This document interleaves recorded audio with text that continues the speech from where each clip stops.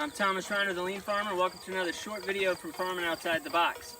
So today I'm not going to show you any improvements on the farm. I'm going to talk to you about something that's really important to farming and to any business, and that's your customers and knowing what your customers want. So most people understand that customers are important, but most people really don't understand their customers and what they want. And today I'm going to introduce you to something called the Kano Model or the Kano Model. It was put out by a Japanese gentleman back in the 80s. Always fun in the hog pen. And it's a pretty awesome model. So check out the Kano Model and see how it can help you on your farm today. Alright, so the Kano Model works off of 3 different types of requirements. Basic requirements, performance requirements, and excitement requirements. And this is in essence the model. You've got somebody who doesn't have any satisfaction, very low satisfaction, and somebody with high satisfaction. And so a basic requirement is an unspoken requirement. Most customers don't even know that they have one. And then a performance requirement is something that a customer is going to specifically ask for. And then an excitement requirement is a requirement that they haven't even thought of. And so when they find out that whatever they're getting has it, they get very excited about it.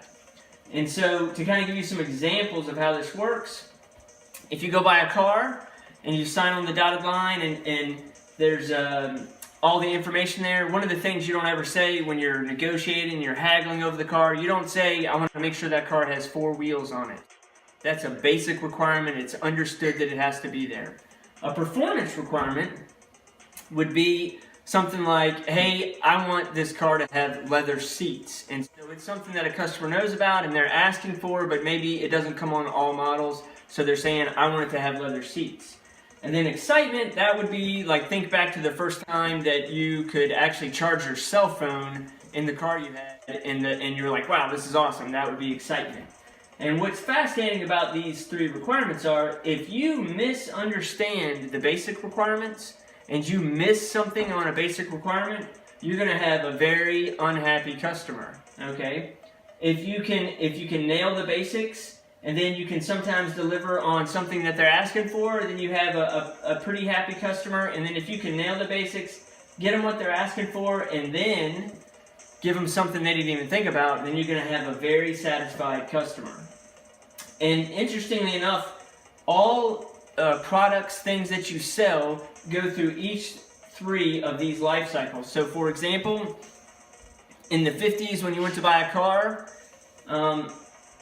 and you were haggling over it, and you finally bought the car, and you go out and sit down in the car, and you say, hey, what's this? And they say, hey, this car comes with air conditioning. That would have been a huge deal. You would have been all excited because, hey, I can't believe a car has air conditioning. Then over time, as time progressed, people heard about air conditioning, and when they went to buy a car, it's something that they would ask for. Hey, I want air conditioning in this car. I'm not buying it unless it has air conditioning. And then, as time has progressed further, if you bought a car today, and after you signed on the dotted line, you went out and got in your car, and you found out it didn't have air conditioning, you'd be all ticked off, and you'd be demanding, hey, I'm not buying this car, because that's now become a basic requirement. And that's the life cycle of products, if you will. People get excited about it, they start asking for it, and then it becomes something that's understood. And it's just expected. So if you miss any of those 3 things for your customers, then you're not going to have as happy of a customer as you'd like. So now you say, well, that's great, Thomas. How does that apply to farming? So for me, when I think about it, a basic requirement is when somebody's buying some meat from me, if I'm going to give them something that causes them to get sick or it's unhealthy, then obviously I've messed up. And when I sell meat to somebody, they don't go, am I going to get sick when I eat this? That's a basic requirement. It's understood. And I have to make sure that I deliver on that, and there's no chance that I can make a mistake with that.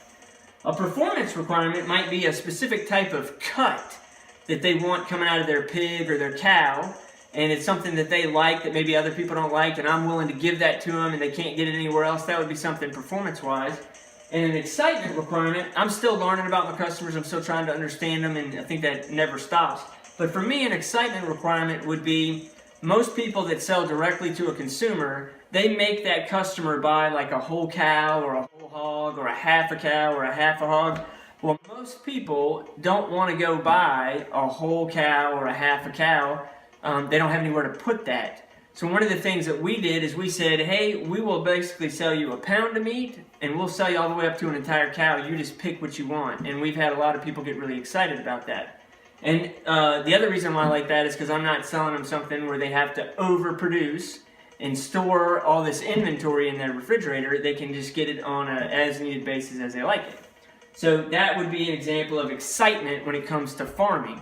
And so you have to think about your farm, your product, what you've got, and where does it fall within the Kano model. Make sure you understand your customer so you can have a very satisfied and happy customer so they keep coming back. How well do you know your customers? Think about the Kano model the next time you're trying to do something on your farm or your factory or wherever you may be at, and try to figure out your customers and what they want, and keep trying to make those improvements to your farm.